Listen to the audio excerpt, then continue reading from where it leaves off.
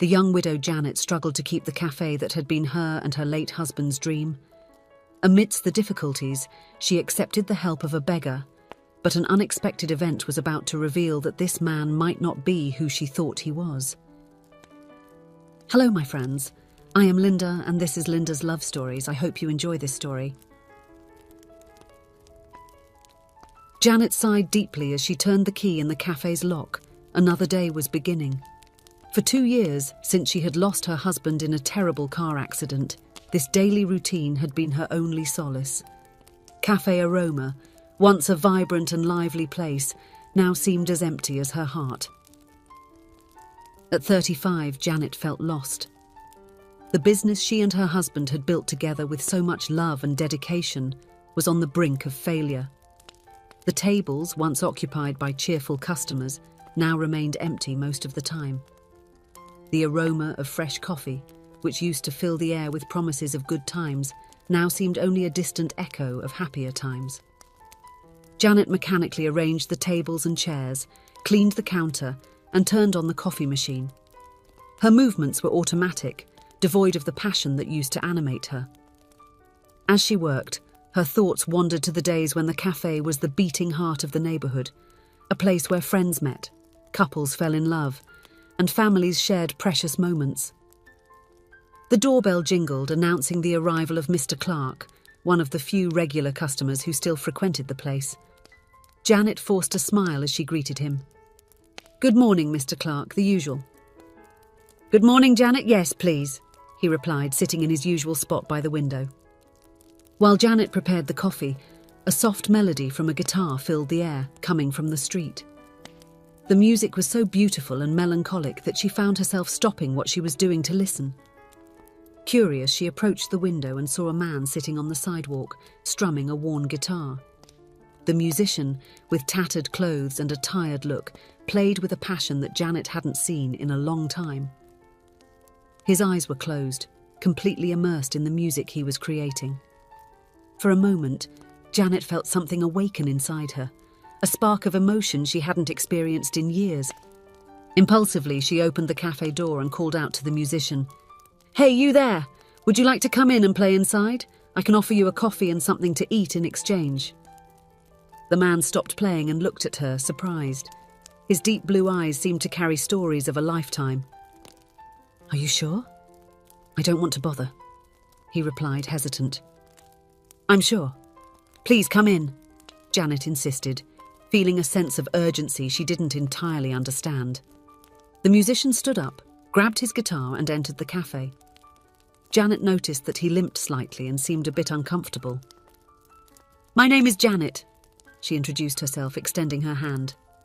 "William," he replied, shaking her hand with a firm but gentle grip. "Thanks for the invite. It's been a while since I played in such a cozy place." Janet guided him to a table and went to prepare a coffee and a sandwich. While she worked, she observed William out of the corner of her eye. He caressed the guitar as if it were an old friend, and there was a dignity in his gestures that contrasted with his worn appearance. "Here you go," Janet said, placing the coffee and sandwich on the table. "Feel free to play if you'd like." William nodded in thanks and began strumming his guitar again. The music filled the cafe, creating an atmosphere that Janet hadn't felt in years. Mr. Clark, who was about to leave, decided to stay a bit longer, captivated by the music. In the days that followed, William became a constant presence at Cafe Aroma. He arrived every morning, played for a few hours in exchange for food, and gradually began to attract more customers. The cafe, which had been almost always empty, started to come back to life. Janet, intrigued by William, began to talk more with him during their breaks. She discovered that he had once been a promising musician, but had lost everything due to drug problems and a series of poor choices. Now, he was fighting to rebuild his life, one day at a time. "It's not easy," William confessed one quiet afternoon. "Sometimes the temptation to give up is overwhelming, but the music keeps me on the right path." Janet found herself admiring William's determination. His daily struggle against his inner demons inspired her to face her own pain. Slowly, she began to rediscover the love for the cafe that she had lost after her husband's death. As the weeks passed, Cafe Aroma began to come alive again. Janet started organising small musical events, with William as the main attraction. The place once more became a community meeting spot, and Janet felt revitalised by the new energy. However, not everything was perfect. One night, after a particularly successful event, Janet discovered that a considerable amount of money had disappeared from the till. Her heart sank when she realised that William had been present when she put the money away. The next day, with a heavy heart, Janet confronted William. "William, I need to ask you something," she began, her voice trembling. "Last night, after the event, a sum of money went missing from the till. Do you know anything about it?" William turned pale, his eyes widening in shock. "Janet, do you think I—" "No, I would never do that. Never." "I want to believe you, William. But you were here when I put the money away and no one else came in after that," Janet replied, tears forming in her eyes. William stood up, hurt. "After everything we've been through together, you still think I would be capable of stealing from you?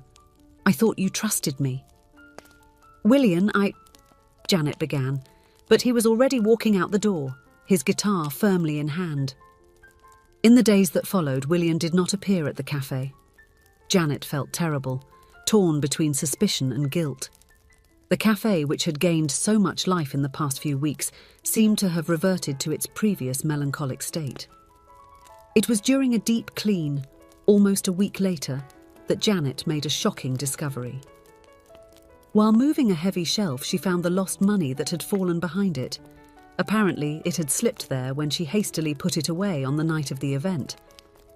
Janet's initial relief soon gave way to a deep feeling of guilt and regret.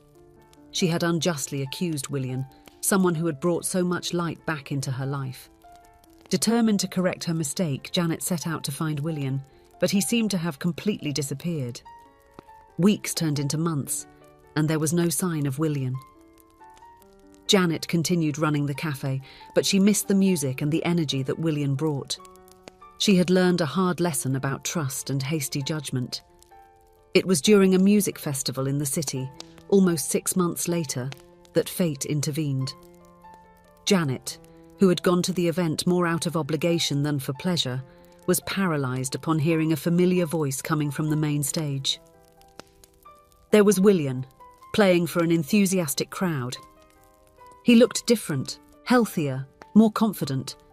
His music, always beautiful, now had a depth and maturity that left Janet breathless. She waited eagerly until the end of the show, gathering the courage to speak with him. When William stepped off the stage, their eyes met. For a moment, both remained still, time seeming to freeze around them. "William," Janet finally managed to say, her voice barely more than a whisper, I'm sorry. Really sorry." William observed her for a long moment before responding. "Janet, I understand. I really do. My past didn't help me much in that situation." "No, there's no excuse for what I did," Janet insisted. "I found the money. It had fallen behind the shelf. I should have trusted you." William smiled softly. "The important thing is that you're here now. Those months apart, well, they gave me the chance to really find myself. I got help, went back to composing, and now I'm performing again." Janet felt tears of relief and joy streaming down her cheeks. "I'm so happy for you, William. You deserve all the success." In the days that followed, Janet and William rebuilt their friendship. William returned to play at Cafe Aroma, but now as an established artist. The cafe flourished again, becoming a gathering place for local musicians and music lovers. Over time, the friendship between Janet and William deepened, transforming into something more. They discovered that their experiences of loss and redemption had made them stronger and more compassionate. A year after their reunion at the festival, Janet and William were holding hands, cutting the ribbon at the grand opening of the new branch of Cafe Aroma in a neighbouring town. The place was a celebration of music, community, and second chances. "Who would have thought," William murmured to Janet, looking around the crowded cafe, "that the day you invited me in would change our lives in this way?" Janet smiled, shaking William's hand. "I think that, deep down, I always knew there was something special about you, about us." As the sound of laughter and music filled the air, Janet and William exchanged a look full of love and gratitude. They had learned that life, just like music, sometimes needs pauses and dissonant notes to create a truly beautiful melody. And now, together, they were composing the most beautiful symphony of all, that of their intertwined lives.